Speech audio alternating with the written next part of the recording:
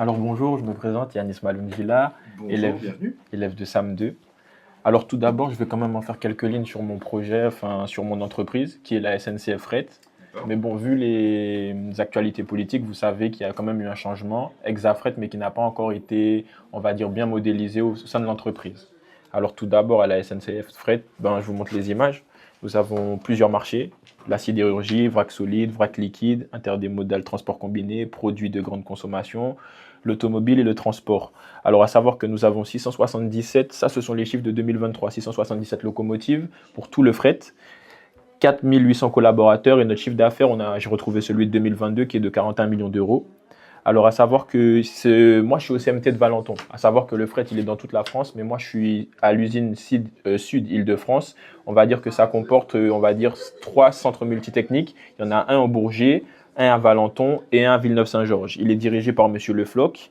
Voilà, on a un effectif de 112. On va dire sur Valenton, Orangis, ça, les zones d'activité. Alors, on a plusieurs clients, Novatrans, le transport combiné, Froid Combi, opérateur de transport combiné. On a Veralia, Owen Lignos, Rocket et Forwardiz. Ensuite, ça c'est l'organigramme. Alors il faut savoir que le DAP c'est le directeur, c'est lui qui dirige tout le CMT. À savoir, il dirige tout ce qui est Valenton, Rangis et le Bourget.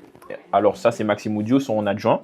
Il y a Vincent Bulté qui est le DPX conducteur, c'est lui qui s'occupe de tous les conducteurs de locomotives. Eric Valade, c'est le DPX Sol qui est mon manager à moi aussi. Donc c'est lui, il a tous les agents du sol, tous les agents au sol, c'est lui qui s'occupe d'eux. Soumia Baïd qui est sur Villeneuve-Saint-Georges et Monsieur Patrice Robert qui est au Bourget. Et voilà, ça c'est nos locaux, il y a nos valeurs, l'engagement, l'efficacité et l'ouverture. Notre mission, elle est simple chez SNCF, c'est de proposer des solutions ferroviaires et innovantes pour transporter tout type de marchandises en France et à l'étranger. Et voilà, c'est bon pour ça. Alors, pour ce qui s'agit de mon projet. Très bien, laissez-moi. Ah ok, il n'y a pas de vous souci. demander. Il n'y a pas de souci, il n'y a pas de souci. Effectivement, la deuxième partie de l'entretien, donc là on était sur une présentation rapide et assez succincte de l'entreprise et de Fret SNCF. D'accord. La deuxième partie de l'entretien, ça va consister à ce que vous me parliez donc, du projet que vous avez mené au sein de la SNCF. Ok, pas de souci. On viendra ensuite sur le changement de paramètres auquel vous avez dû faire face ce matin. Et puis on terminera par la veille. Ok, ça vous va? Ça me va. Alors je vous écoute. Donc, alors, ma présentation de mon objectif de mon projet, c'était l'organisation d'une formation. Nous, au CMT, les agents qui sont concernés, ce sont ceux du DPX Sol, Monsieur Eric Valade. Donc pour cela, il faut savoir qu'on avait 2 agents qui n'avaient pas encore été formés sur les risques électriques. À savoir qu'à la SNCF, ce qui prime, bien sûr, c'est la sécurité. Donc si vous n'avez pas cette formation, vous ne pouvez pas faire ce qu'il faut pour votre métier. Donc pour cela, j'ai discuté avec lui, ainsi que le formateur, qui est M. Jean-Claude Ambrosini. Et pour ça, nous avons discuté pour justement faire une formation. Et je me suis dit que c'est très bien pour moi, dans mon rôle, d'essayer d'organiser cette formation. Donc mon projet, il a été d'organiser la formation. Alors pour tout cela, bien sûr, tout d'abord, on a beaucoup réfléchi. J'ai mis en place un QQOCP que je vous montre, qui est juste là. Attendez, je vous le montre. Alors, c'est qui? Il faut savoir que c'est mon manager, le formateur et moi-même, ainsi que les agents concernés. Quoi? C'est l'organisation d'une formation ou dans l'entreprise. Ça, c'est le 17 mars 2025. Comment, à l'aide de mon manager, du formateur, une base de connexion Internet et d'un ordinateur, bien sûr, ce sont les outils qui m'ont permis d'organiser tout ça. Et pourquoi? Ce serait pour former les agents pour qu'ils soient plus compétents et qu'ils aient conscience des risques électriques. Ça, c'est ce que j'ai fait au niveau du QQOCP. C'est une formation qui se tient en combien de temps? Un jour? En un jour, elle dure que la matinée. Que la matinée, de 9h à midi, que je vais vous montrer, bien sûr, dans le reste. Alors pour cela, on a bien discuté. Bien sûr, il fallait faire une convocation. Ça, c'est la convocation que j'ai faite pour la communication. Donc comme vous pouvez voir, le logo, M. Ambrosini, c'est au nom du formateur. Alors là, on a l'objet de la convocation, formation, qui est édité par André Manon, qui est aussi une alternante, qui s'agit des ressources humaines. Donc je l'ai mis à son nom. Ça, c'était la date du 17-03-2025, la date initiale qui devait être faite. Alors j'ai dit, M. Rony Turiaf, et vous êtes convoqué au stage FR 4078, la forme de risque, les risques électriques habilitation. J'ai mis le coût de la formation qui est de 115 €, organisé par l'usine Normandie Île-de-France. Et j'ai mis le lieu qui se déroulera à Drancy. Alors là, comme vous avez vu, il y a la date du 17-03-2025 à 9h au 17-03-2025 à 12h30. Là, j'explique le type de la formation et je leur explique le fonctionnement. le stage. Alors le coût de la formation, c'est un coût en interne, c'est un coût qui est géré par le prestataire, par le formateur, Non, c'est un coût global de location des lieux, non, en fait, 115 €, c'est assez quand même, c'est assez peu, mais en fait, c'est à la SNCF, il faut savoir que tout ce qui s'agit des prix et des formations, c'est les ressources humaines qui s'en occupent. Donc moi, j'ai discuté avec monsieur Jean-Claude Ambrosini qui m'a dit que le coût de la formation serait de 115 €. Mais je pense vraiment que c'est un coût global pour tous les agents de la SNCF sur cette formation. Parce que chaque formation a un prix différent pour les agents. Le coût qui est supporté par la SNCF? Oui, tout est supporté par la SNCF. Il faut savoir que la SNCF Fret, nous sommes une filiale. Donc en gros, nous sommes quand même, le budget, il appartient à la SNCF. Voilà, c'est pour ça. C'est ça que je voulais dire. Alors la mise à disposition du matériel et tout ça, c'est pas inclus dans le coût de la formation finalement? Non, c'est pas inclus dans le coût de la formation. C'est que la formation qui est payée. Il faut savoir que cette formation, elle a eu lieu au CMT de Valenton, au centre multitechnique, à savoir que nous avons une salle de formation déjà prédéfinie que le formateur a lui-même. Donc à chaque fois que les agents viennent passer leur formation, ils ont une salle à disposition avec tous les outils et tout ce qu'il faut en place, vidéoprojecteur, chaises et tout ce qu'il y a à mettre en place, les tables et tout. Tout est sur les lieux. Alors ça, c'était pour la convocation. Alors, ce que aussi, il fallait quand même établir un budget. Donc, je l'ai établi. Donc, à savoir que j'ai bien mis le coût unitaire qui était de 115 €. Bon, à la base, cette formation, elle était pour 2 agents. Il n'y avait que 2 agents qui devaient participer, donc 230 €. Bien sûr, quand les agents viennent, il faut quand même un après. Ils ont besoin de collation, d'eau, de boissons. Donc, avec mon manager, on en a discuté et on a trouvé que 60 €, c'était quand même très abordable vu que c'est que 2 agents et qu'à disposition, on a quand même déjà une cafetière et du café au grain justement pour leur permettre de boire s'ils en ont besoin. Donc ça, c'est vraiment pour quelques apéritifs et les boissons. Donc ça, c'est le budget que j'ai établi. Ensuite, bien sûr, pour faire ce projet, il me fallait faire une note de cadrage. La note de cadrage est très importante pour justement la nature de mon projet. Alors, bien sûr, j'ai quand même visé et à mettre quand même les objectifs qui est de sensibiliser les agents au risque électrique dans l'environnement ferroviaire. Bien sûr, il faut développer leurs compétences et renforcer les compétences qu'ils ont déjà. Et aussi, il faut assurer l'organisation logistique efficace pour le bon déroulement de la formation. Il fallait que je fasse en sorte, l'objectif c'est quand même que la formation soit bien établie pour que justement après, dans l'enquête de satisfaction, qu'ils soient quand même contents de ce qu'ils ont fait. Alors après, il y a le périmètre du projet. Le périmètre, c'est un peu la période. Donc on va dire que j'ai établi tout ça du 2 mars 2025 au 17 mars, qui était la date de lieu de la formation. Le lieu, c'est comme je vous ai dit, c'est sur le site de Valenton. Donc, 2 à 17 mars, c'est la date de lancement du projet d'organisation de la formation, ou c'est les deux dates, les deux demi-journées de formation? Non, c'est juste que la date sur laquelle j'ai prévu, la date auquel j'ai réfléchi du lancement à la formation, du 2 mars au 17 mars, exactement. Alors ça, c'est sur le site de Valenton, comme je vous ai dit. Les participants, c'est les 2 agents concernés. L'encadrement, c'est bien sûr un formateur qualifié. Et comme je vous ai dit, toujours le budget. Alors les enjeux, bon, il y a le relationnel, parce qu'en fait, les enjeux, c'est quand même... Le projet, il a quand même un enjeu quand même assez important, parce que si la formation n'est pas bien organisée, ou s'il y a des problèmes, c'est quand même à prendre en compte. Donc pour cela, je vous l'ai mis là, il y a la valorisation des agents par l'acquisition de nouvelles compétences et le renforcement de leur confiance dans leur environnement de travail. À savoir que quand on se sent, on va dire quand on se sent concerné dans l'entreprise, c'est considéré comme une, on va dire, qualité de vie au travail. Donc ça les renforce quand même eux au sein de leur entreprise et ils peuvent se sentir eux-mêmes dans leur entreprise. Après, il y a la performance, l'amélioration des compétences opérationnelles et l'optimisation de l'efficacité des services.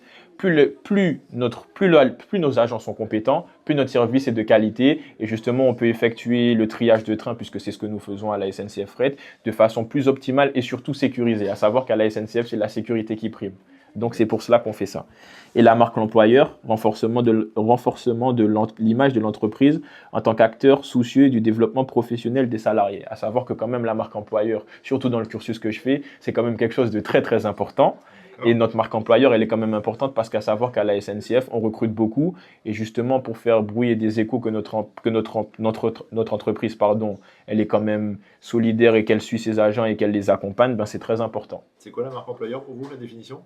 La marque employeur, pour moi, la définition d'une marque employeur, c'est faire en sorte que notre entreprise soit vue pour nos nouveaux collaborateurs, nos nouveaux talents que nous recherchons.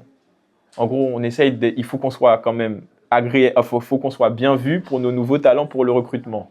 C'est comme ça que je vois ça. C'est l'image. C'est l'image en tant que recrutement, effectivement. Ok, c'est d'avoir la meilleure image de marque vis-à-vis de ses collaborateurs, vis-à-vis de ses futurs collaborateurs. C'est faire rester les collaborateurs qui sont en poste. Ok, vous pouvez dire. Ok, d'accord, pas de souci. Merci beaucoup. Alors là, Là, bien sûr, après, on a les risques, parce qu'il y a quand même des risques dans cette formation. L'insatisfaction des agents vis-à-vis de la formation pouvant impacter leur motivation. Bien sûr, si on organise une formation pour eux, qu'on pourrait dire dite bancale, ben c'est sûr qu'après, ils ne vont pas se sentir considérés et qu'ils vont se dire que l'entreprise ne fait pas tout pour qu'eux prennent leurs compétences.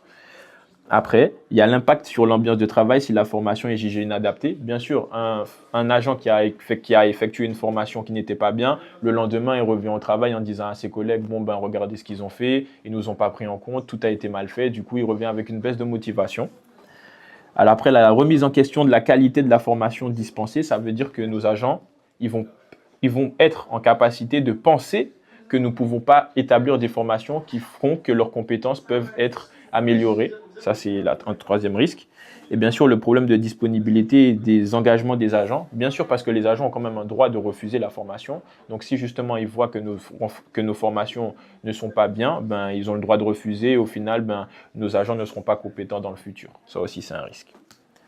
Alors, bien sûr, il y a les indicateurs, les ressources matérielles, la salle de formation équipée, comme je vous ai dit, qui appartient au centre multitechnique de Valenton. Donc, c'est une salle pour une personne seulement? Non. Enfin, parce que quand vous dites 2 personnes formées, la salle est à disposition que pour ces 2 personnes? Non. Alors, c'est une grande salle. Alors, c'est une grande salle où on peut mettre quand même 15 personnes.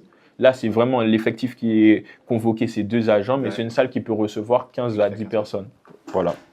Alors voilà, les outils numériques, bon, ma boîte mail, Internet, bien sûr les convocations officielles que je vous ai montrées précédemment, les ressources humaines, le formateur qualifié ainsi que les agents concernés, et bien sûr les ressources financières, le budget total de 290 € que j'ai calculé. Alors l'organisation et la méthodologie pour faire en sorte que cette formation soit faite dans les délais et agréablement, c'est la validation de la formation avec la hiérarchie et le formateur. À savoir quand même que mon tuteur légal, mon tuteur au sein de l'entreprise, c'est Monsieur Valade. Du coup, j'en ai quand même discuté avec lui, qui est le manager des agents. Et ensuite, on s'est mis en relation avec le formateur et on s'est entendu, on a mis ça en place. La planification en fonction des disponibilités des agents. Donc, il faut savoir quand même qu'il faut faire en sorte que ce soit quand même dégagé pour ne pas impacter la production. Parce que si on a 2 agents en moins, ça peut impacter la production. Du coup, on a fait tout cela. On a essayé de voir en fonction de leur planning à quel moment ils étaient disponibles, essayer de dégager, essayer de remettre en place des agents qui pouvaient les remplacer pour justement effectuer cette formation. Après, il y a l'envoi des convocations et de la communication des agents, comme je vous ai montré. La coordination avec le formateur pour la logistique de la journée, bien sûr, il faut discuter avec lui aussi, parce que c'est lui qui est au cœur de cette formation, c'est lui le formateur. Donc, on discute avec lui, s'il est disponible à ce moment-là, si ça ne le dérange pas et tout. Et quand on a discuté avec lui, on a trouvé ses disponibilités. Et bien sûr, la préparation des collations et aménagement de la salle de formation. Bien sûr, à savoir que c'est moi qui me suis occupé d'organiser la salle avec le soin du formateur. Je lui ai dit que j'arriverai un peu plus tôt, que je vais vous montrer dans la planification suite. Et en gros, ben, il fallait quand même mettre les collations, les bouteilles d'eau, la machine de café à grains à disposition pour eux. Voilà, ça c'est l'organisation et la méthodologie. Un truc sur lequel je reviens, ça me chiffonne votre budget à 115 € qui me paraît quand même très très peu. Votre temps, il coûte? Exactement. Là, vous l'incluez pas? C'est vrai, moi j'ai pas inclus dans mon budget. Vous travaillez pas gracieusement? C'est vrai, je travaille pas gratuitement, c'est vrai, mais j'ai pas inclus dans mon budget le temps de travail que moi j'avais effectué. Je sais que c'est peut-être une erreur, mais je sais. C'est à intégrer dans tout projet. Chaque temps, votre temps, le mien, tout a un coût, et donc il faut l'intégrer. Le temps de travail des uns et des autres, il faut l'intégrer dans. Parce que là, vous êtes sur un budget qui est quand même particulièrement bas. Exactement. Mais ça cache souvent un problème. Quand c'est très très bas, c'est qu'il y a eu quelque chose qui a été oublié. Vous avez pensé aux pauses, vous avez pensé à un certain nombre de choses.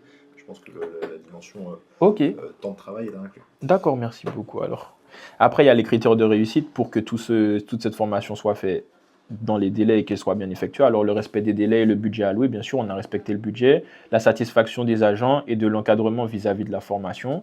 L'amélioration de la compréhension des risques électriques par les agents. Bien sûr, il faut qu'ils comprennent à la fin de la formation qu'est-ce qu'ils ont fait et que justement cette compétence soit acquise à la fin de la formation. Et après, bien sûr, il y a la fluidité dans l'organisation et absence de perturbations logistiques. En gros, c'est qu'à travers cette formation, il faut aussi quand même qu'ils apprennent la logistique au niveau des risques électriques et au niveau des voies. Voilà. Ça, c'est pour la note de cadrage que j'ai effectuée.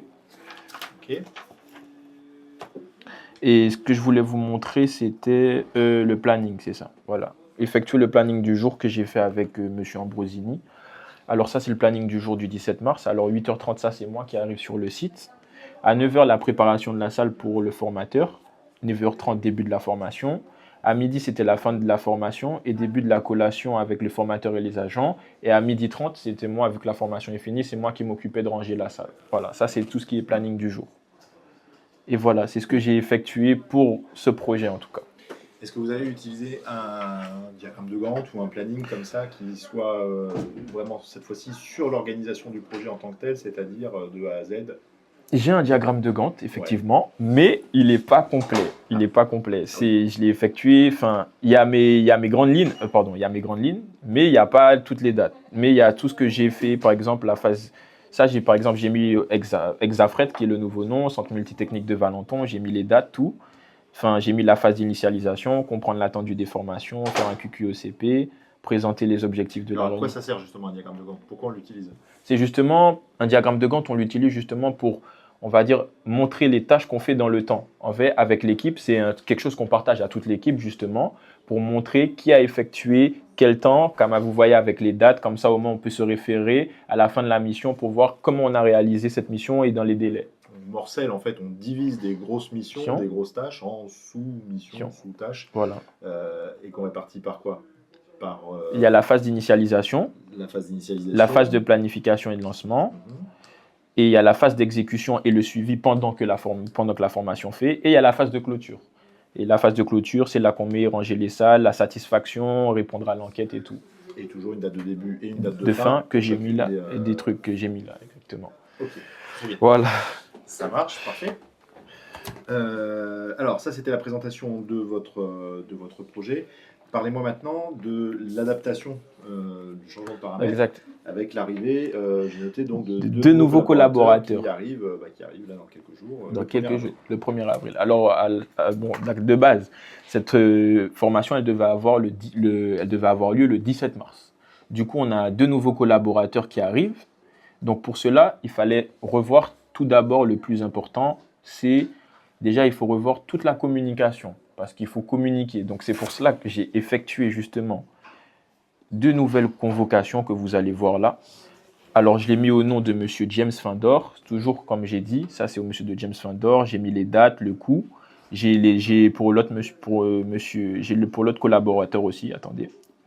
J'ai effectué 2 convocations, exactement, toujours là, pour M. Medizala. Comme ça, au moins, eux, déjà, ils ont leur trace écrite que j'ai envoyée par mail et tout est bien fait. Comme ça, c'est les nouveaux en fait, qu'on intègre dans le processus, qui ne seront plus 2 formés, mais 4 formés. Voilà, donc ça, c'est les 2 nouvelles fiches des 2 nouveaux collaborateurs qu'on envoie. Après cela, dans tout cela, il fallait aussi quand même envoyer un mail à mon manager. Donc là, j'ai le mail que j'ai envoyé à mon manager ainsi qu'au DAP. Donc, bonjour Monsieur Valade, compte tenu de l'arrivée de nos 2 nouveaux collaborateurs, nous allons repousser la date de la formation du 17 mars au 3 avril. Comme ça, il est informé quand même que la formation, grâce à nos 2 nouveaux collaborateurs, sera repoussée. Après, je lui explique que nos 2 nouveaux collaborateurs seront inclus dans cette formation sur les risques électriques, qui sont Monsieur Medizala et James Findor.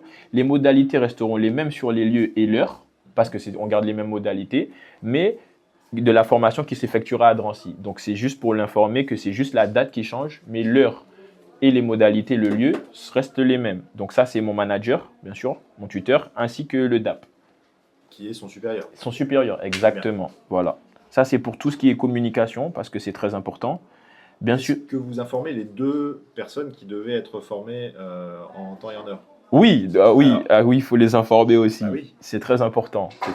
Là, je n'y ai pas fait, mais c'est très important. C'est un oubli de ma part. Qu'est-ce qu'il faudrait faire justement si vous informez, parce que c'est le nœud du problème, entre guillemets, comment vous allez procéder si jamais vous devez informer ces personnes-là? Qu'est-ce que vous allez leur dire? La première chose que je vais leur dire, c'est que déjà, je m'excuse que la formation quand même soit repoussée, mais que suite aux 2 nouveaux collaborateurs que nous avons, on a décidé justement de faire en sorte que pour que eux aussi puissent bénéficier pour la productivité et la sécurité de l'entreprise, pour que tout soit fait dans les fonctionnements, qu'on inclut nos 2 nouveaux collaborateurs. Pour cela, on va déjà leur faire une note de service qui est très importante, qui sera envoyée par mail, ainsi que la convocation pour garder toute trace écrite, pour qu'ils montrent qu'ils soient informés.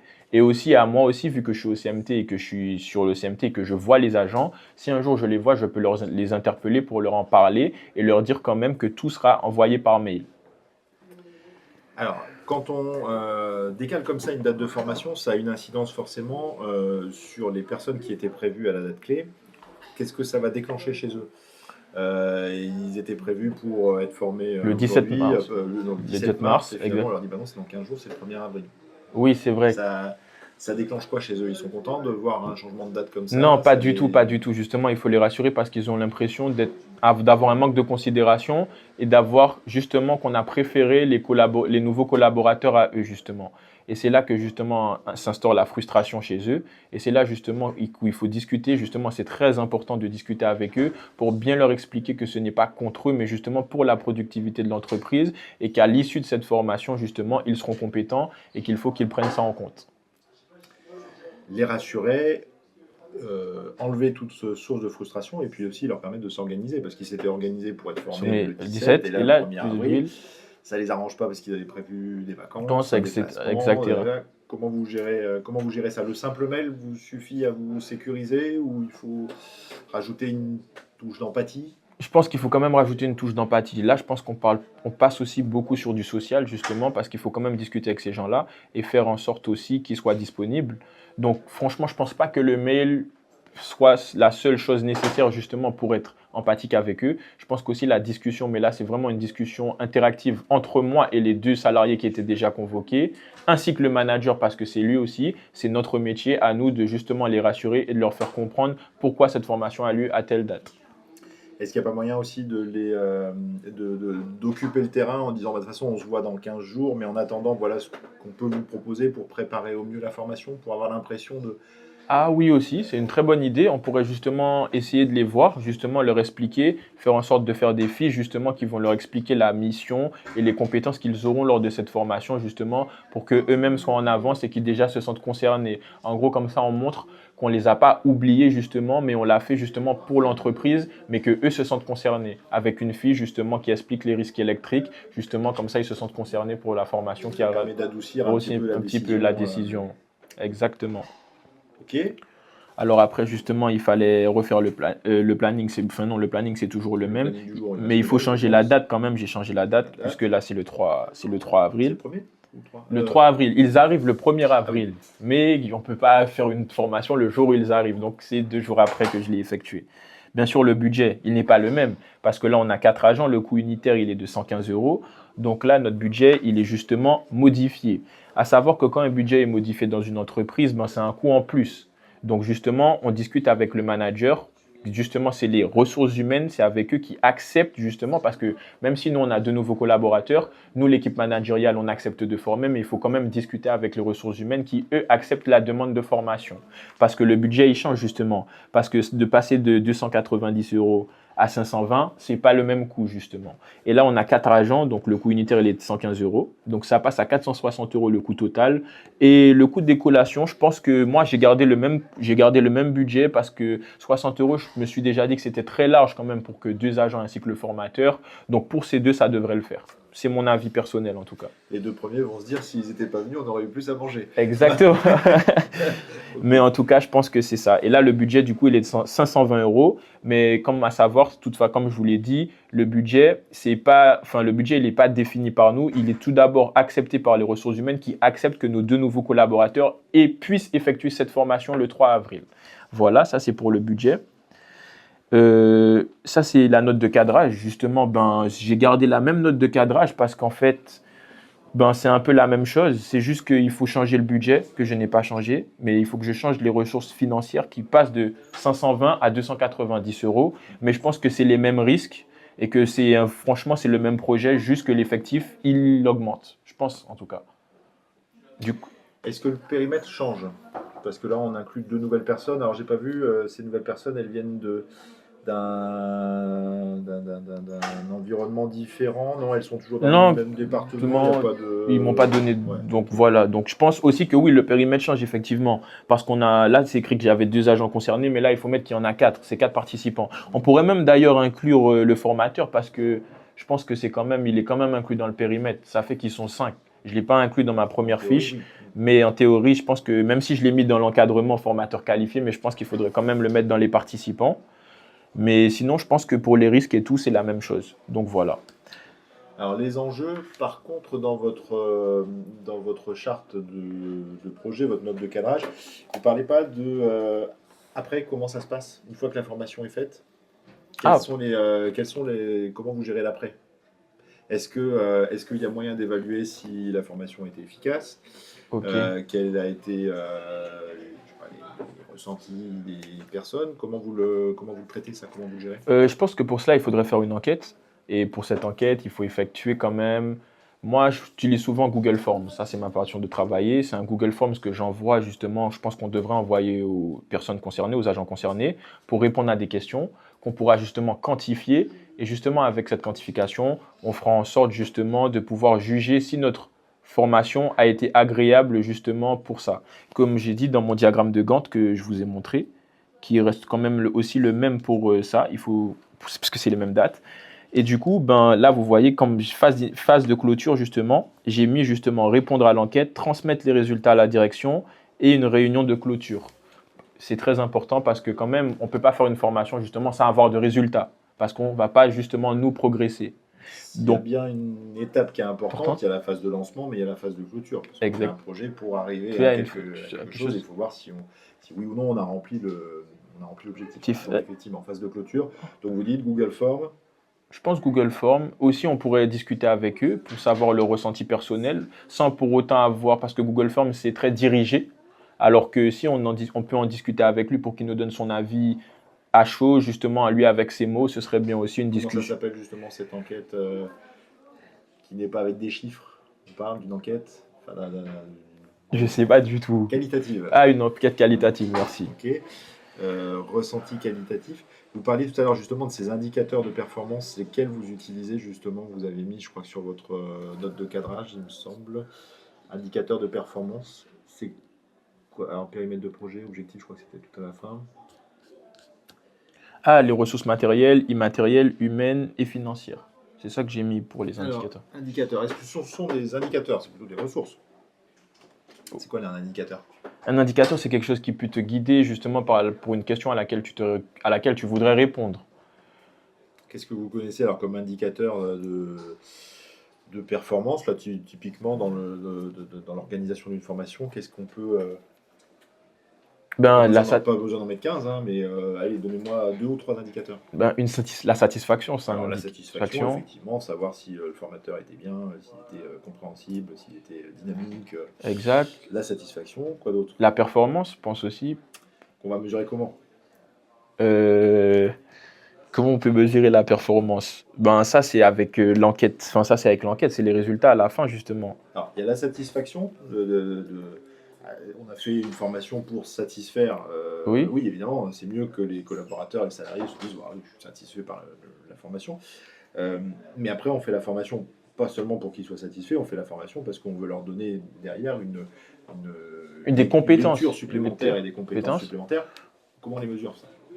Ben, il faut faire une évaluation. Là, c'est une évaluation. Il faut évaluer à la fin, quand ils ont fait justement ça, c'est un suivi. Ça, c'est un suivi. Je pense qu'il faudrait faire un suivi, un processus, un suivi. Donc, en gros, après cette formation, justement, il faut quand même que notre manager sur le terrain fasse un suivi pour voir si les compétences qu'ils ont acquises lors de cette formation sont respectées. Quel type de suivi? C'est une formation sur les risques électriques, c'est ça? Oui, exactement. Alors, on fait quoi comme type de suivi? On fait, comment appeler ça? On fait une fiche, avec tous les risques qui sont liés au risque électrique, avec justement des indicateurs aussi en mode très bien, bien, assez bien, pas assez bien, pour savoir comment eux ont effectué, si la formation justement a permis à ces agents justement d'avoir les compétences requises.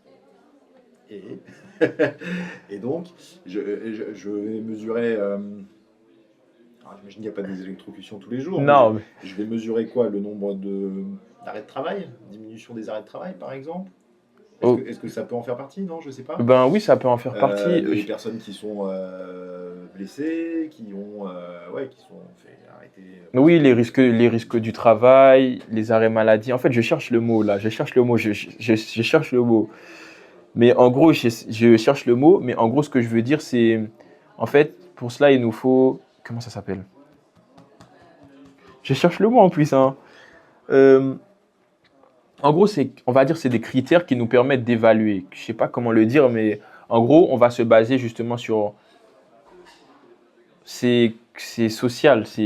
J'ai le mot, hein, je l'ai sur Les le. risques psychosociaux? Non, Non, c'est non, pas les pas risques ça. psychosociaux. Mais en gros, comment dire, c'est par exemple, là, on parle sur les risques. Par exemple, vous m'avez parlé d'arrêt maladie, d'arrêt de travail, de risque du travail. En fait, c'est quantifier ça sur la sociabilité au travail, justement, pour savoir, justement, sur des années N+1, N+2, N+3, si cela a permis d'évoluer ou pas. En fait, je cherche Il le y a mot. des indicateurs qui sont, il y a des taux chaque année, le nombre d'arrêts de travail, Vous, enfin, il est de, je sais pas, 0,5%. 100, exactement. Si on passe de 0,5 à 0,3 à Exact, le taux 0,2, d'évolution et tout pour savoir s'il a évolué. En fait, je cherchais le mot, je voulais dire un critère d'évaluation, mais je sais que c'est pas ça, je cherchais le mot. oui, alors je ne sais pas forcément le mot que vous cherchez derrière, mais bon voilà, l'idée c'est qu'une fois que la formation a eu lieu, on veut voir si ça a servi à quelque chose. Il y a la satisfaction d'une part, mais il y a aussi les résultats liés à la performance même des techniciens, à leur arrêt maladie, à leur Exactement. blessure, à leur, je sais pas quoi, Exactement. à la rapidité aussi d'exécution des tâches. Exactement. Euh, ok, il ne reste plus beaucoup de temps. Parlez-moi de la veille. Ah. Enfin, sauf si vous aviez des choses à rajouter là-dessus. Non, non, c'est tout bon. tout est bon, tout est bon. Parlez-moi de. Donc, vous avez dû faire Alors une moi, veille informationnelle. un j'imagine, veille informationnel, là-dessus. Comment ça s'est exactement. passé? Alors, bon, parce que en fait, la veille que j'ai faite, c'était sur mon projet, c'est sur l'autre projet que je l'ai effectué, mais je vais quand même vous la montrer. Attendez, je vous la montre tout de suite. Alors, Cyclade, veille informationnelle. Alors moi, j'ai opté pour une veille pool, parce que c'était quand même, on va dire, une veille active, il faut chercher. Alors tout d'abord, je voulais savoir qu'il ne faut pas subir sa veille, il faut s'informer. Du coup, pour cela, je me suis posé quelques questions. Alors là, je vous montre. Alors là, c'est tous les avantages, la personnalisation, le contrôle total de la vie et les inconvénients, le chronophonage, les risques de manque d'information, etc. Alors pour trouver une veille, déjà, il faut un moteur de recherche utilisé. Les moteurs de recherche que moi j'ai utilisé grandement, c'est Gemini ainsi que Google et très peu ChatGPT, mais j'ai quand même utilisé pour quelques mots-clés. Alors les mots-clés que j'avais... Quelle différence, pardon, vous coupez, quelle différence vous faites entre Gemini, et ChatGPT? Alors Gemini, je pense qu'il est... Déjà, Gemini, c'est le moteur enfin, c'est l'intelligence artificielle donnée par Google. Et vu que j'ai quand même fait la plupart de mes recherches sur Google, j'ai quand même priorisé Gemini, mais ChatGPT aussi a ses compétences. C'est juste que privilégié Gemini parce que c'était l'intelligence artificielle de Google. Exactement, c'est pour ça. Alors dans mon premier pot, enfin c'est sur un pot de départ, donc là vous voyez les thèmes abordés, il faut quand même des mots-clés. Et pour cela, j'ai cherché pot de départ, animation, cadeau, nourriture, lieu et organisation. Ça, c'est ce que j'ai cherché pour ne pas subir ma veille. Parce qu'en général, quand tu fais une veille pool, en général, tu cherches à écrire tout de suite, taper organisation d'un pot de départ en cherchant justement ce qui va te guider vers cela. Donc justement, pour cela, il faut avoir un processus. Et mon processus, c'est justement de savoir qu'est-ce que dans un pot de départ, justement, on pourrait avoir comme mot-clé justement pour faire mes recherches. Voilà. Après, là, vous avez tous les mots-clés utilisés, organisation, traiteur, animation, les filtres appliqués. Justement, j'ai mis en français le type de source, j'ai mis les études, le site internet et les blogs. Parce que je ne voulais pas justement aller plus loin, justement, le problème qu'on a avec ChatGPT qui te donne beaucoup d'informations quand tu lui demandes quelque chose, mais tu ne sais pas forcément d'où ça sort. Alors, comment vous filtrez justement? Eh bien, ça, c'est justement avec Feedly que M. Tiberge nous a dit en cours, qui justement, je l'ai très peu utilisé, mais Feedly, en fait, ça te permet d'avoir des recherches avancées. Et en gros, avec Feedly, tu tapes justement les recherches et les filtres que tu veux, qui te permet de filtrer ta veille. Pour avoir justement, quand tu tapes dans les recherches, tu as directement une liste de liens et une liste par rapport aux mots-clés que tu as posés. Alors, comment on filtre? On a des filtres, effectivement. C'est quoi les critères de filtre? Justement, alors déjà, tu peux filtrer justement par les liens les plus cohérents. Il y a les liens cohérents justement pour ne pas avoir. Après, tu mets le type de ce que tu recherches, comme je vous ai dit. C'est écrit qu'il y a les sites internet, les blogs. Donc ça, j'ai mis site internet et blog. Et justement, j'ai cherché aussi, il y a la date, on va dire que les liens les plus récents, justement, l'ancienneté des liens. Et justement, c'est comme ça avec ces filtres. Il y en a encore des milliers, mais c'est avec ces filtres-là que moi, je me suis guidé justement. J'ai cherché à faire une veille qui était quand même cohérente, on va dire proche du temps. Parce que même si c'était un pot de départ, je devais l'organiser. Il ne fallait pas que je fasse quelque chose qui date des années. Et il fallait que je fasse quelque chose de cohérent et récent à notre époque. Il y a l'ancienneté et puis il la pertinence Aussi du la lien, pertinence. savoir si on est sur un site gouvernemental, sur un site officiel. Exactement. Okay. Aussi, il faut savoir que moi, mon pot de départ, il était organisé au sein de la SNCF Fret. Alors justement, là, les sites et les blogs, donc là, j'ai tous les liens. Si on en clique dessus, ça va nous mettre. Il y a Yumi qui est un blog, justement, un site internet. Et il te met organiser le pot de départ, 8 idées originales. Alors j'ai HelloWork aussi. Bon, HelloWork, tout le monde le connaît. Bon, c'est un peu, on va dire, un site pour le monde du travail. Pot de départ, il te donne les conseils et les astuces pour l'organiser pour nos collègues. À savoir que le pot de départ, il était pour le directeur de l'entité. Parce que là, vu qu'on a changé d'entité, on est passé de Exafret à SNCF Fret. Donc notre direction, elle a changé. Du coup, c'était pour cela aussi que j'ai fait ça. Vous feriez quoi pour un pot de départ, par exemple? Ça s'organise comment? Hormis les aspects traiteurs, location de la salle, qu'est-ce qu'il faut un pot de départ, le moment que tout le monde attend? Le moment que tout le monde attend, c'est la communication quand même. Le moment très important, c'est justement le mot de la fin que la personne qui va partir va faire devant tous les employés. Je pense que c'est ça. Le discours, c'est très important. Puis éventuellement les photos. Oui, les photos. Mais le plus important, c'est quand même le discours de fin. Justement, en plus, qui a un rôle particulier dans ce cadre-là, parce que justement, c'était notre directeur qui était là depuis 5 ans, justement, à qui les agents tenaient très à cœur. Comme je vous ai dit, je travaille à la SNCF Fret. Il a permis de faire le CMT évoluer. Donc, c'est vrai que le discours est très important, justement, aussi pour la marque employeur, justement, pour leur montrer, les fidéliser, pour leur montrer que même s'ils partent, que tout va rester pareil, parce que c'est important pour les agents SNCF. Après, là, c'est les idées originales, justement, que j'ai mis. Pot de départ aux collègues, 5 idées originales, là aussi. Après, là, il y a les idées pour les apéritifs, comme je vous ai dit. Bon, il y a Pinterest, ça, c'est juste Pinterest, c'est pour les images. Qu'est-ce qu'on pourrait imaginer dans un cadre, la table, etc. Comment l'organiser. Et aussi, voilà. Et après, c'est les idées originales aussi. Voilà, ça, c'est tous les liens que j'ai mis en œuvre pour justement avoir cela. Après. Et alors justement, j'allais y venir, la prise de décision. Quelle décision vous faites quelle décision va découler justement de cette... Justement, ce qui a été découlé, c'est identifier les bonnes pratiques pour organiser un pot de départ. Déjà, c'est comment faire en sorte que le pot de départ soit réussi, comme vous m'avez dit. Il faut faire en sorte, premièrement, que tous les agents soient convoqués. Donc pour cela, il faut quand même faire en sorte que les mails, notes de service affichées dans le CMT, pour qu'ils soient tous au courant, à savoir que nous, nos agents travaillent en 3-8. Donc, ils ne seront pas tous là, qu'il faut voir quel effectif sera présent et tout. Donc, ça, c'est quand même très, très important, surtout dans le cadre où j'étais, d'identifier comment faire en sorte que le maximum d'agents soient là pour justement le discours de celui-ci. Savoir les attentes qui sont réunies lors d'un pot de départ. Comme vous dites, les attentes, c'est le discours. Très important de faire un discours très preneur, à savoir que même si le directeur part, justement faire en sorte de savoir que l'entité, même si elle va changer, que tout va rester pareil. Et bien sûr, proposer des solutions s'il y a des choses inattendues lors d'un pot de départ. On ne sait pas, par exemple, le traiteur, il ne me livre pas. Comment justement répondre aux risques, savoir s'il y a des lieux où je peux acheter quelque chose, des collations en cas de problème. Voilà. Et voici ma conclusion. La veille pool, justement, elle m'a permis de suivre activement l'organisation d'un pot de départ au fil du temps. Les informations que j'ai pu obtenir étaient très précises et récentes. Justement, l'ancienneté, ça me concerne. Ce type de veille est long à mettre en place, mais je pense que c'est le plus optimal pour avoir un contrôle total, pour maîtriser justement la veille. Voilà. Très bien.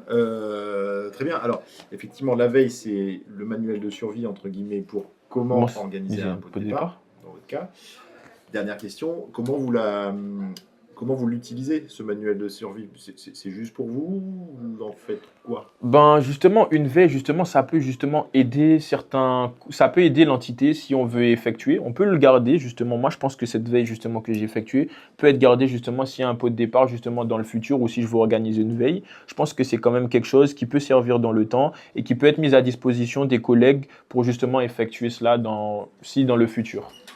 Et puis, c'est un outil aussi de communication, un outil d'aide à la prise de décision et un outil aussi de management, finalement. Ok, oui, justement, de management, surtout dans nos cursus que j'effectue. Réussir à convaincre tout le monde. Eh bien, écoutez, c'est parfait, merci. C'est relativement complet.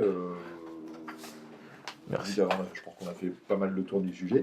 Attention à l'orthographe. Exactement, exact. Ok, je vais faire très attention. Parce que ça, c'est important quand on propose un projet. L'orthographe est important à tous les stades, mais surtout quand on propose un projet.